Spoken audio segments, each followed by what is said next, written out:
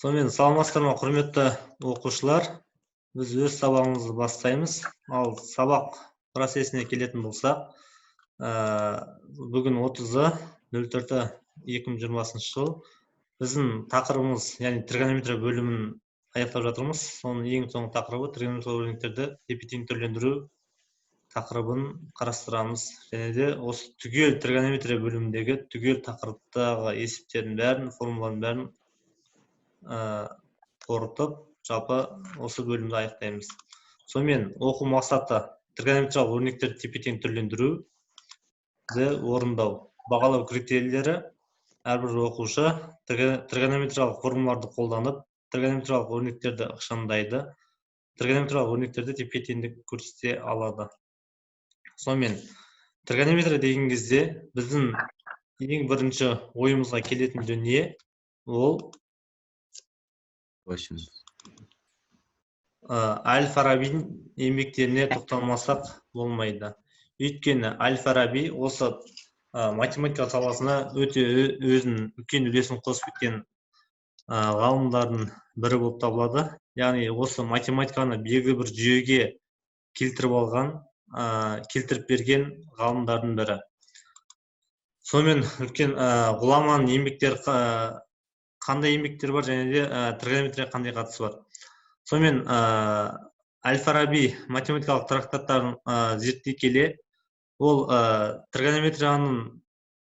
математиканың дамуына өте үлкен үлесін қосқан. Соның ішінде Птолемейдің осы тригонометрия саласындағы еңбегін ары қарай жалғастырған. Ол Әл-Муқабала кітабында соны көрсеткен. Және де келесі қараңыздар, Птолемейдің еңбегін қалай жалғастырды. Жалпы естеріңізге сала кететін болсақ, сіздер хорда дегенді жақсы түсінесіздер. Птолемейдің еңбектерінде осы хорданы, яғни тригонометрияда осы хорданы кеңінен пайдаланылған. Ал сол хорданың, яғни жарты бұрыш, екі еселенген жарты бұрышқа тең екен, яғни синус хорданың бұрышы екі еселенген синус альфа бөлінген екіге тең екен көрсете білген. Яғни Әл-Фараби осы көптеген тригонометриялық дәлелдемелер жүргізілген. Және де осы әрбір синустың, косинустың мәндерін, яғни оны осы хордалар арқылы дәлелдеуді негіздеген. Және де осы еңбектерінде осы тригонометрияның дамуына өте өзінің үлесін молынан қосқан. Ары қарай астрономия және география саласында Әл-Фарабидің еңбектерін негізі өте көп жұмыс атқарған. Сонымен ары қарай сабағымызды жалғастырамыз. Келесі естеріңізге сала кетейін. Біз осы уақытқа дейін тригонометриялық тепе-теңдіктерді, тригонометриялық жалпы қосу формулалары, жарты бұрыштың, қос бұрыштың формулалары, яғни синус, косинустардың жұптығы, тақтығы, осының бәрін біз өттік. Және көбейтіндіні қосындыға түрлендіру, қосындыны көбейтінге түрлендіру, осы бүкіл формуланы біз қамтып өттік. Енді сол формулалар арқылы біз есептерді шығардық, және де бүгін сол тақырыптардың бәрін қорытындылаймыз. Сонымен біз қарастыратын мына 4 есеп, бұл 4 есепті Әли апайдың есептерінен алып отырдым мен видеосындағы. Яғни осы видеоны сіздерге алдын ала жіберген болатын. Осы есептер бойынша түсіндірмелері, яғни шешу жолдары сіздерге түсінікті ма? Мына шешу жолдардың бәрін сіздерге алдын ала жібердім ғой. Түсінбеген оқушылар бар ма?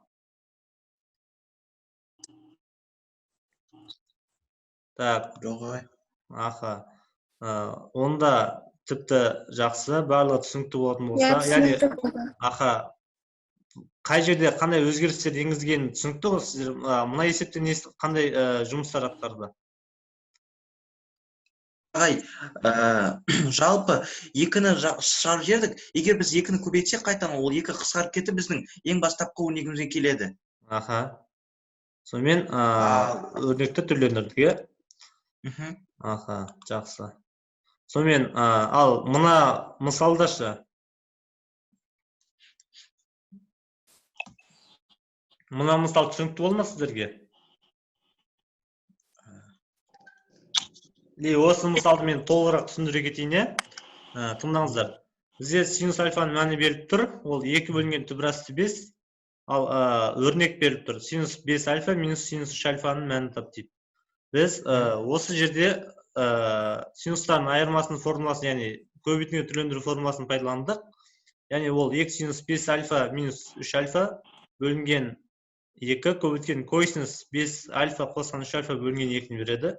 Яғни мына жақта 5 альфадан 3 альфаны азайтсақ 2 альфа, 12-ке бөлсек альфа, яғни 2 синус альфа көбейткен косинус 4 альфа. Бізге мына косинус 4 альфаны түрлендіруге қажет. Яғни енді косинус 4 альфаны біз қалай түрлендіре аламыз? Сіздер білесіздер қос бұрыштың формуласын. Формуласынан арқылы. Қос бұрыштың формуласына салдық, яғни 2 синус альфа көбейткен, яғни косинус 4 альфаны косинус квадрат 2 альфа минус синус квадрат 2 альфа деп түрлендіріп алдық. Ал енді осы жерде 2 синус альфа қайтадан өзін жазамыз. Ал мына жақшаның ішіндегі өрнекті біз, яғни осы жердегі косинус квадрат 2 альфаны түрлендіреміз. Косинус квадрат 2 альфа деп тұрғанымыз, ол косинус квадрат альфа минус синус квадрат альфаның квадраты, яғни қос бұрыштың квадраты. Формуласын ашып жаздық. Ал мына жақта синус квадрат 2 альфаның да формуласын ашып жаздық, яғни оның квадраттарын береді. Ал енді осы жерде бізде синус альфа ол 2 бөлінген түбір асты 5 болатын болса,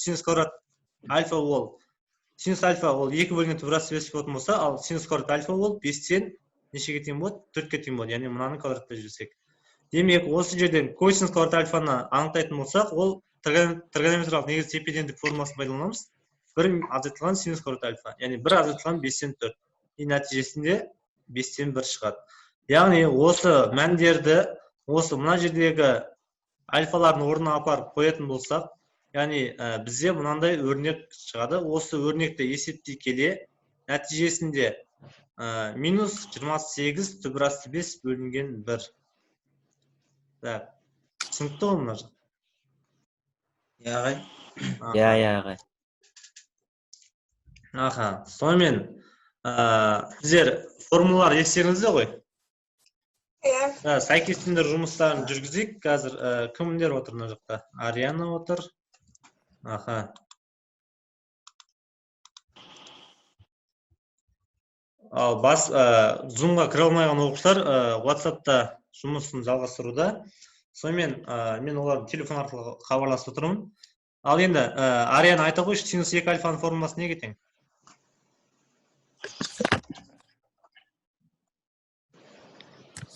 Ариана, естіліп тұр ма? Ақтілек, сен айта қойшы, синус 2 альфа неге тең? Ариана естілмей тұр ғой. Ариана, видео қосайық, айды. Так. Ақтілек. Так, кім айтады? Синус 2 альфаның формуласы неге тең? 2 синус альфа косинус альфа. Қайсы әріпке сәйкес? Б. Б-ға. Кейін косинус альфа. Б. Екінші косинус. Қайсыған сәйкес? Косинус альфаның мәні? Так, Асия айта қойшы. 2D косинус квадрат альфа минус синус квадрат альфа. Аха, косинус, яғни ол мынаған тең, е? Так, мынаған тең дейтін болса, Асия ол өзгермейді ғой. Ол жерде косинус 2 альфа, ол мынаған тең. Так, ал тангенс 2 альфаның формуласы? Тез, айым айта қойшы. 3 h-қа тең ба? Аха. 2 тангенс альфа. Төртіншісі синус квадрат 2 альфа. Ол Ғабит айта Ға тең Ағай, ол ең соңғы айға тең. айға тең ма? апай. Аха. Косинус квадрат альфа шы? Д-ға тең. Еге тең. Д-ға. Еге тең ағай. 5 еге тең. Еге. 5 еге ма? Еге тең. Е. Аха. Бұл қандай формула? Дәрежені төмендету формуласы, иә? Так, косинус 2 альфа шы? Д-ға. Так, Д-ға мынау тең. Д-ға Д-ға тең тең. ағай. Аха.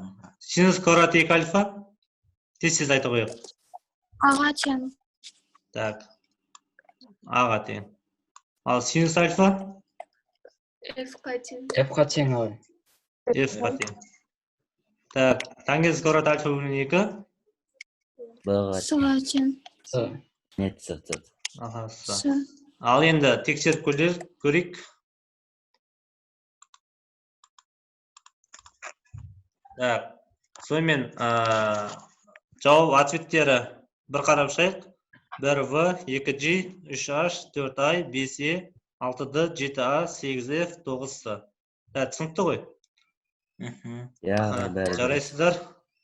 Сонымен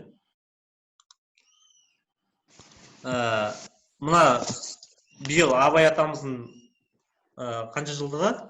175 жылдығы. Яғни жылдығы ағай. сонымен мына өлең жолдарын кім оқып кетеді? Кезекмен айта Ағай қойып. мен оқи. Аха, айта қой. Сенбе жұртқа тұрсада қанша мақтап, әуре етеді ішіне қулық тастап. Өзіңе сен өзіңді алып шығар, еңбегің мен ақылың екі жақтап. Аха, жалғастырады. Мен болдым ағай. Аха. Мұрпа зор мақтанды қуып кетпе. Жұртпен бірге өзіңді қосалдасып, салпылдап, сағым қуған бойыңа еппе. Айха. Келесі. Мен айтсам, оқысам болады ма? Иә. Қайғы келсе қарсы тұр, құлай берме, қызық келсе қызықпа, оңғаққа ірме. Жүрегіне сүңгіде түбін көзде, сонан тапқан шын асыл тастай көрме. Аха. Сонымен Абай атамыз өлеңдері бізді рухтандырса, сонымен келесі тапсырмаға көшейік. Так, салыстыруға есептер. Яғни, бұл есепті әрқайсыңызға бөліп берейін. Так, мысалы, бірінші есепті кім алады? Бірінші есеп кім алады? Мен алайын, мен алайын. Так, айым ала ғой. Так, екінші есепті? Мен ағай алайыншы. Аха, үшінші есепті? Мен ағай. Кім, Айдана сіз ба? Аха. Ал қалған оқушылар барлығымыз барлық есепті шығарып отырамыз. Ал бұл оқушылар жаңа демонстрация жасайтын оқушылар болады. Бізге көрсететін. Ағай, сіз демонстрация отырасыз ба? Аха, мен қазір өшірем.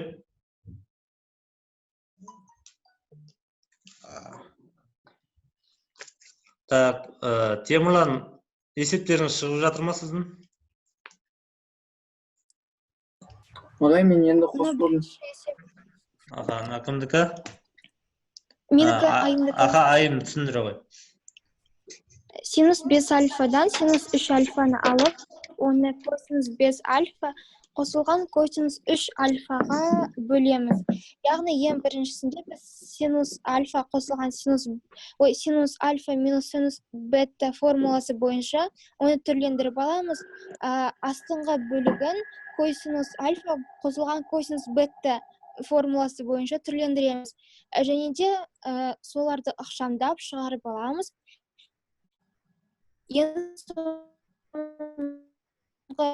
шешімінде біздерленген косинус 4 альфа көбейтілген косинус альфа шығады. Бұл теңдік бізге тангенс альфаны береді. Жақсы, енді келесі жаңа қалған есептерді кім алды? Солар көрсетейік. Мен алдым. Аха, Ғабит. Қазір ағай, мен берілгенін жазып білген едім да, сіз ауыстырып өшіп садыңыз. WhatsApp группада тұр ғой, WhatsApp группада. Так, үшінші есепті Айдана сіз алдыңыз ғой, шығарып біттіз ба? Иә, қазір. Міне, синус 3 бөлінген 1 түп астындағы 1 қосылған тангенс квадрат фи. 1 қосылған тангенс квадрат фи бізге формула бойынша 1 бөлінген косинус квадрат фині береді. Сонда 1 бөлінген косинус квадрат фині түп астына шығарып аламыз. Түп астына шығарған кезде үстіндегі синус фи бөлінген 1 бөлінген косинус фи болып шығады. Синусты сол 1 бөлінген синусқа бөлсек, косинус фи бөле шығады. Жақсы. Ал енді кім Ғабит шығарып бітті ма сен? Қазір ағай. Басқа оқушылар бар ма? Барлықтарыңыз шығып жатыр ма есептеріңіз? Шығып жатса реакция білдіріп кетейік, тез-тез.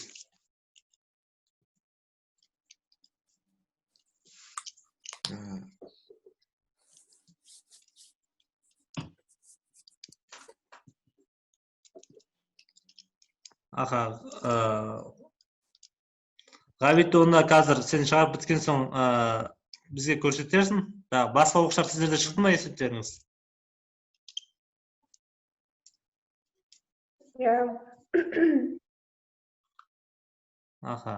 Онда мен келесі тапсырманы көше береміз, ал Ғабит міндетті түрде көрсететін боласың сен. Сонымен зерттеу есебі, зерттеу бөліміне келдік. Сонымен бұл жерде тепе-теңдіктерді дәлелдеу керек. Яғни бұл жерде де қазір есептерді бөліп беремін. Яғни сол оқушылар демонстрация жасап маған көрсететін боласыздар. Ал қалған оқушылар орнымызда WhatsApp-та маған кері байланыс жасап отырыңыздар, жарай ма? Сонымен бірінші есепті өз еркімен кім алады? Мен болам ағай. Әсия. Екіні кім алады? Мен алайын. Шыңғыс ба? Ала ғой. Үшті? Мен. Кім ол? Қазбек ба? Сіздер кері байланысты осы экран арқылы көрсетесіздер, ал қалған оқушылар WhatsApp арқылы маған жіберіңіздер, жарай ма? Ғабиттің есебі жаңа шықты ма? Ағай, бірақ мен қазір компьютердан кіріп тұрмын да. Кішкене. Маған WhatsApp-қа жіберші, WhatsApp-тан көрсете салайық. Мына есепті сіздер жазып алыңыздар есептеріңізді. WhatsApp группада тұр. Ғабит, маған жібер, мен экран арқылы шығарайын сіздерге.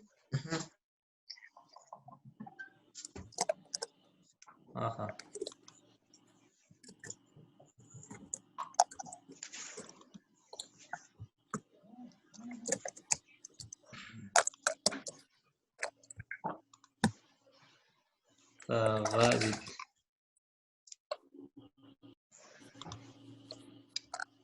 Есебім қалай алындырамыз сені?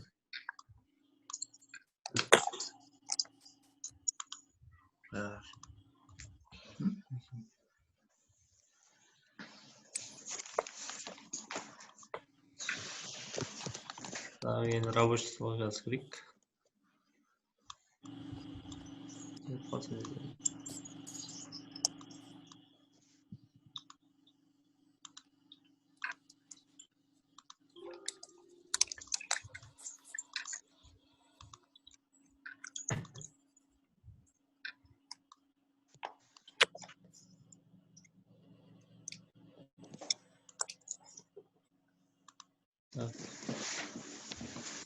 Сонымен, мына есебім теріс қарап қалыпты, нәтижесінде минус 7-тен шықты ғой. Сен тангенске келтіріп алдың ғой, Яғни басында барлығын косинусқа қысқартып алдым, соңында тангенс бетта азайтылған 1, астында тангенс бетта қосылған 1, кейін тангенс беттің орнына мәні қойып, бөліп осылай шықты жауабы. Жақсы, түсінікті. Онда мына есепке назар аударайық. Сонымен кімде шығып бітті зерттеу бөлімі? Қалған оқушыларда шығып жатыр ма? Маған кері байланыс жасап отырыңыздар, WhatsApp арқылы, басқа оқушылар. Ал жаңа 3 оқушы дайынсыздар ма? Қазбек? Қазір. Асия жібере ғой. Ағай, мен түсіріп жіберіп жатырмын. Дұрыстап түсіріңіздер қазір экранға дұрыстап шығару үшін. Жіберім сізге ағай. WhatsApp-қа ма? Иә. Аха.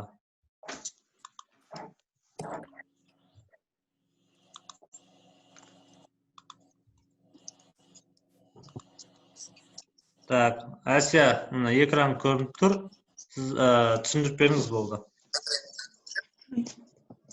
Бізде берілгені бойынша синус 24 көбейтілген косинус 6 минус синус 6 көбейтілген синус 66. Бізде мына жақта үстіңгі алымы синус альфа минус бета деген неге формула келіп тұр. Аха. Бірақ бізде 66 деген бізге кедергі. Біз оны 90 минус 24 деп аламыз. Сол кезде 90-нан 24 алған кезде ол 66-ға тең болып келеді. Сол кезде бізде Синус өзгере ме, өзгермей ме? Ася, тұра тұр. Синус өзгере ме, өзгермей ме? өзгереді. Аха. Косинус 24 градус болады. Иә, косинус 24 градус болады. Одан кейін сондай синус 24 көбейтілген косинус 6 минус синус 6 көбейтілген косинус 24 болғандықтан ол формула келіп тұрғандықтан мен оны синус 24 минус 6 деп синус альфа минус бета деген. Аха. Сонымен соған қоямын, сөйтіп синус 18 шығады. И астындағысы минус синус 18 шыққандықтан ол минус 1-ге тең. астындағысын бөлімі де сөйлейік, де ме? Иә, бөлімі. Аха. Сонымен минус 1-ге тең болды. Аха, жарайды. Ал келесі. Басқа оқушылар жібердіңіздер ме маған? Қазыбек жіберді группаға. Қазыбек группаға жіберді ма? Яға группаға жібердім. Так. Сонымен Қазыбек түсіндіре ғой, не істедің сен? Басында осы есепті шығару үшін 4 синус квадрат альфа бөлінген 2 деп тұр ғой. Соны мен синус квадрат 2 көбейтілген альфа бөлінген 2 деп жазып алдым. Ол қандай формула сәйкес ол?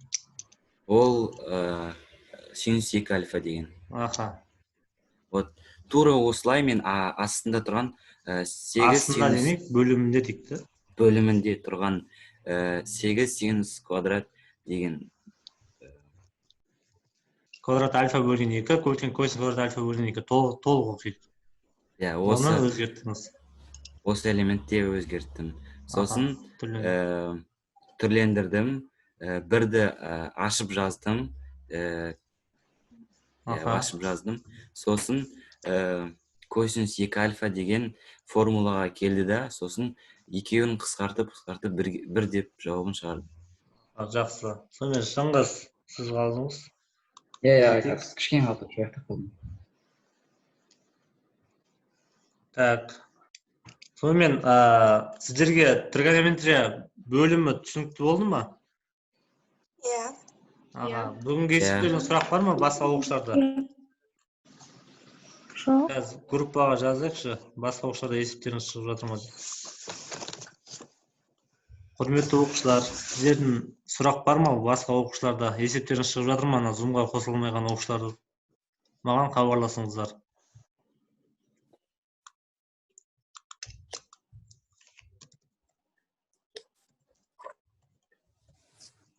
Так. Онда басқа шығарып қойған оқушылар метасызба сіз алдыңыздар ма, сіздерге үй тапсырмасы ретінде берілген. Так, өздеріңізге айттым ғой мен, бірігіп жасасаңыздар да болады, бір-бірлеріңізбен ақылдасып, жеке жасасаңыз да болады. Так, кім қалай жұмыс істеді?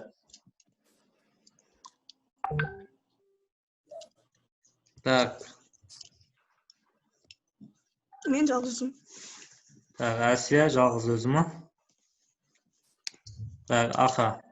Так, Шыңғыс, сонымен сіздің Айдана есептеріңіз шықты ма сіздердің? Ғабит. Иә. Ажар, сіздерде ше? Темірлан. Иә. Шығып жатыр қазір. Так, Темірлан, сұрақтарың бар ма есеп бойынша? Жоқ. Так. Сонымен, Шыңғыс сізді күтіп отырмыз, тездетейік, уақыт аяқталып. Мен жайын жатырмын.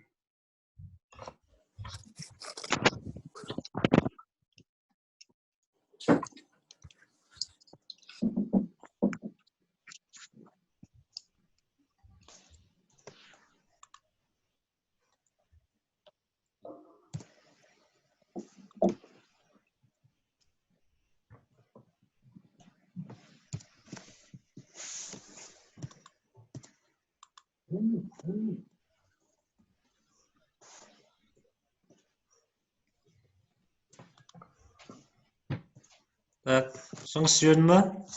Жібердім аға. Группаға ма?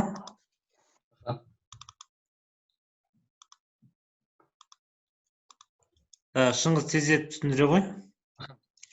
Бұл жерде мен қолайлы болу үшін ең бірінші есептеулерді қоя тұрып, осы жаққа жауаптарын жазып кеткен болатын. Маған берілген екінші есеп. Ең біріншінде біздегі өрнекті шешу үшін формуласына салдым, яғни синус пен косинустың көбейту формуласына салатын болсам, бізде осындай өрнек шығады, яғни 2-ден 1 шашқан ішінде синус 30 градус қосылған синус 10 градус деген. Және де қосу екінші жағындағы өрнекті де дәл осындай формулаға келтіретін болсақ, 2-ден 1 көбейтілген косинус 260 градус қосылған косинус 60 градус шығады. Бөлімінде солай жасаймыз, яғни синус пен косинусты көбейтетін болсақ, синус 30 градус қосылған синус 12 градус шығады. Және де екінші бөлімдегі қосудан кейінгі өрнекті де солай істейміз, сол кезде 2-ден 1 көбейтілген косинус 60 градус қосылған косинус 258 градус шығады. Енді қарап тұратын болсақ, мына жақта екі өрнекте де біз жақшаның алдында 2-ден 1 деген сан тұр, сондықтан соны біз жақшаның сыртына шығарып жібереміз, яғни ортақ ретінде сөйтіп шығарып жібереміз да, ішіне қалған өрнектерді қосынды түрінде жазамыз. Бөлімде дәл солай істейтін болса, бізде 2-ден 1, 2-ден 1, 2-ден 1. Енді мына жерде оқушыларға түсінікті шығар, ең соңғы жағын түсіндіре кет. Бұл жерде және ең соңында осындай өрнектер шыққан болатын. Және де формулаларға қарай отыра, осы өрнектерді ашқан кезде менде ең соңында косинус 2 альфа, және де алымда да бөлімде де косинус 2 альфа шықты, яғни қысқартатын болсақ, бірге тең. Жақсы. Өте жақсы, жарайсың Шыңғыс. Сонымен қалған оқушыларға да осы есептер түсінікті шығар. Сонымен Асия, тездетейік, жасаған метасызбаңызды жалпы талқылайық. Демонстрация жасаймыз ба? Мен өшіріп тұрайын.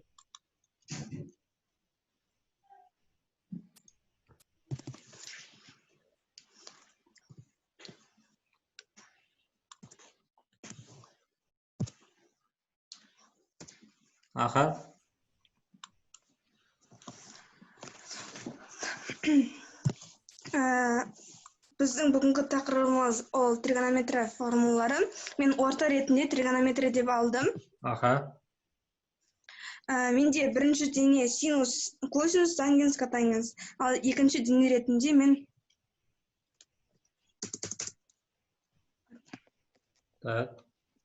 қазағы істеме алды.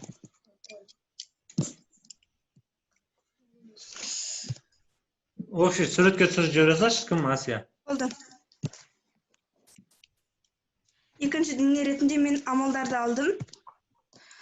Ал осы екеуінің өзара қарым-қатынасы ол тригонометриялық өрнектер болып есептелінеді. Құбылысы ол тригонометрия формулаларын қолдану. Яғни осы біз синус, косинус, тангенс, котангенс мен амалдар арқылы біз формулаларды қолдана аламыз. Көрініс ол осы синус, косинус, тангенс, котангенстің кейбір бұрыштардың мәндерін қолданамыз. Яғни синус 90 градуста бірге тең сондай сияқты. Құбылыста қолдану деп тұрғаныз, түрлендіруге көшіру, жалпы осы синус, косинустар арқылы.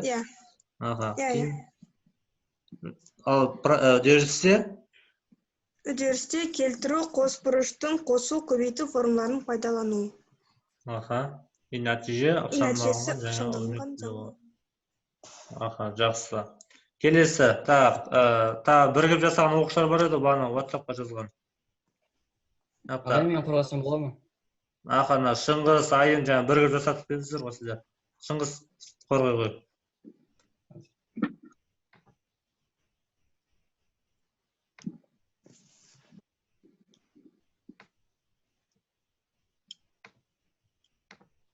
Көрініп тұрма ғой? Енді көрінді. Біздің тақырыбымыз тригонометрия формулалары. Мен орта ретінде тригонометрияны алдым. Бізде бірінші дене тригонометриялық өрнектер, екінші дене тригонометриялық функциялар. Өзара қарым-қатынасы екеуде есептерде көрініс табады. Ал құбылысқа келетін болсақ, ол түрлендіру көрініс осындай тригонометриялық әрбір градуста мәндерін қойған болатын. Себебі бұл екеуіне де көрініс болып табылады, яғни есептерде екеуіне де қолданылады. Себебі әр бұрыштың градустық өлшемін табу үшін және таңбасын табу үшін осы суреттер бізге өте қажет болады. кейін үдеріс. Біз есеп шығару барысындағы үдерісіміз осы формуларды қолдана отыра есептер шығаратын боламыз. Сол үшін үдерісті осы формулаға қойған болатынмын. Ал нәтижеге келетін болсақ, тригонометриялық өрнектердің ықшамдалуы және есеп жауап шығады. Өте жақсы. Керемет. Оқушылар сіздерге түсінікті ме шыңғыстың жасалған метод сызбасына баға алып кетіңізші. Демонстрацияны өшіріп. Сонымен мен саған метод сызба бойынша, яғни бәрін дұрыстап қорытындылайық. Сонымен сабағымызды аяқтайтын боламыз.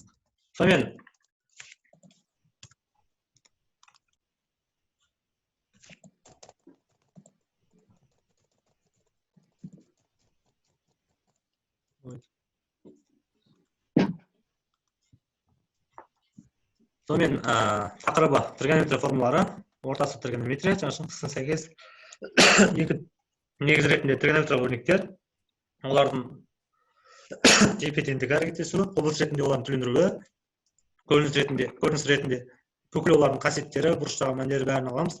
Ал үдеріс тригонометриялық формулалардың қасиеттерін қолдану арқылы есептер шығару алгоритмін орындау, және де осыны орындау үшін бүкіл тригонометрия формуласын пайдалану. Жаңа шыңғыс осы формуланы алыпсыңыз. Өте жақсы. Нәтижеде тригонометриялық формуланы қолданып есептер жүргізе аламыз. Тригонометриялық өрнектер шыңдауға да көмектесіп келеді. Яғни біз бүкіл есеп шығару процесінде осы үдерістердің бәрін біз жүзеге асырамыз. Яғни нәтижеміз сол өрнекті ықшамдау, сол өрнекті көпшілікке жеткізе алу болып табылады.